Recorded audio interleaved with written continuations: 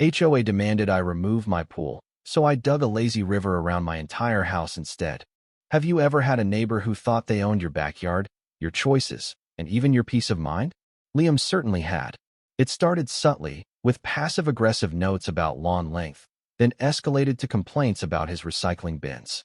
But nothing prepared him for the day Brenda, the self-appointed queen of the Willow Creek Homeowners Association, declared war on his pool. Liam had poured his heart and savings into his new home. The crowning jewel, a shimmering, azure pool, was a dream come true, meticulously designed and installed with every permit stamped and every inspection passed. It was a haven, a place where he envisioned summer days filled with laughter and cool dips.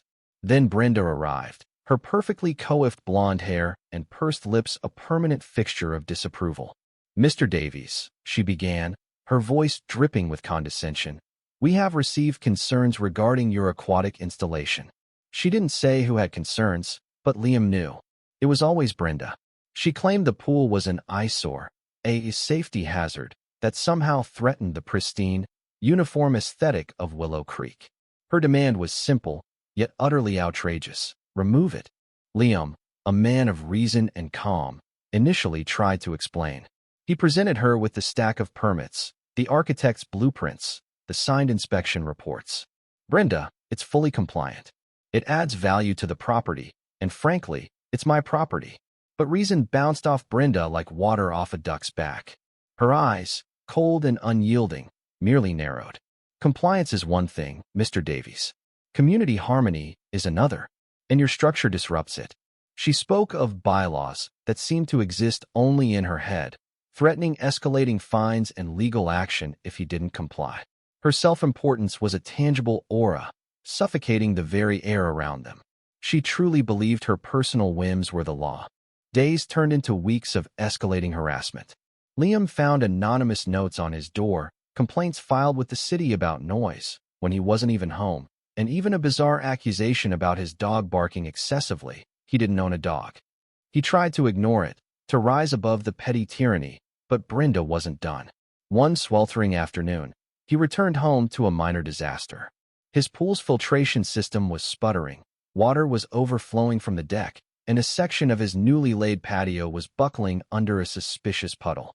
A frantic call to his pool contractor confirmed his worst fears. The main drainage line had been deliberately clogged and the pump tampered with. The contractor shook his head. "This wasn't an accident, Liam. Someone wanted this to happen." Liam's blood ran cold. He immediately checked his exterior security cameras, a recent, reluctant installation after the string of anonymous complaints. What he saw made his jaw clench. There, under the cloak of twilight, was Brenda. Not just Brenda, but Brenda, wearing gardening gloves, meticulously stuffing what looked like a wad of rags into his drainage pipe, then fiddling with the pump's control panel. The footage was crystal clear, undeniable. This safety hazard she had warned about was her own malicious creation. But the damage wasn't just to Liam's patio. The overflowing water had seeped into the adjacent community garden plot, a project Liam had personally championed and helped fund, designed to grow fresh produce for local charities. Several rows of young tomato plants, bell peppers, and herbs were now drowned, their tender leaves wilting in the contaminated soil. Brenda's petty act of vandalism had ripple effects, harming not just him, but the very community she claimed to uphold. The indignation surged through Liam, hot and righteous. This wasn't just about a pool anymore. This was about a pattern of abuse, a thirst for control that had now crossed a dangerous line. The emergency HOA meeting Brenda called was packed, a tense atmosphere hanging heavy in the air. She stood at the podium, a smug smirk playing on her lips, ready to deliver her verdict on Liam's recalcitrant behavior and the unfortunate incident with his pool. "As you can see," she began, gesturing vaguely, "Mr. Davies's pool is not only an aesthetic blight, but a clear danger to our shared environment."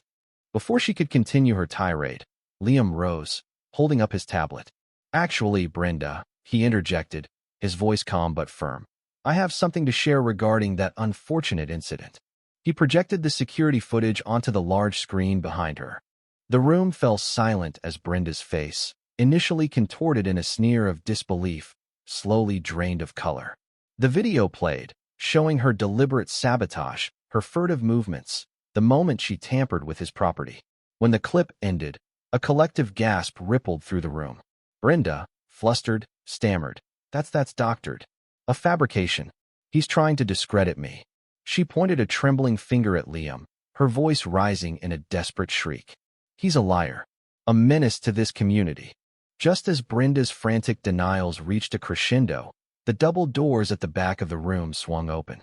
Standing there, tall and imposing, was Ms. Albright, the HOA's legal counsel, flanked by a stern-faced man in a suit. Ms. Albright, a woman known for her sharp intellect and no-nonsense demeanor, walked directly to the podium, taking the microphone from Brenda's trembling hand. "Good evening, everyone," she announced, her voice resonating with authority. "I apologize for the interruption, but Ms. Sterling, your term as HOA president is officially terminated, effective immediately." Brenda gaped, her mouth opening and closing like a fish out of water. "What? You can't. I am the president. I have done nothing wrong." Ms. Albright held up a thick file.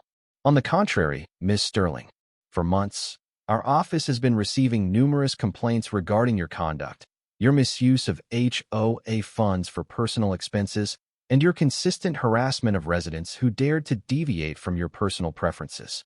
She paused, her gaze sweeping over the stunned faces in the room. "The evidence presented tonight, while shocking, is unfortunately consistent with a pattern of behavior that includes intimidation, property damage, and a complete disregard for the very bylaws you claim to uphold." The man in the suit stepped forward. "I'm Detective Miller from the city's Fraud and Property Crimes Division. We'd like to ask Ms. Sterling a few questions regarding the damage to Mr. Davies's property and the community garden, as well as several other complaints we've received." Brenda's bravado completely evaporated. Her face crumpled, tears welling in her eyes as the full weight of her actions crashed down on her. She looked small, pathetic, her carefully constructed facade of power shattering into a million pieces. Ms. Albright then revealed a final, poignant detail. "It seems Ms. Sterling's recent actions were exacerbated by a personal setback. She was recently denied a significant promotion on the city council, a position she felt entitled to. Her behavior here, unfortunately, appears to be a desperate attempt to exert control and project authority where she felt she had lost it. It wasn't an excuse, but a glimpse into the pathetic insecurity that fueled her tyranny." The fall was swift and brutal. Brenda was escorted out by Detective Miller, her protests fading into whimpers. The legal charges were severe: vandalism, potential fraud, and harassment.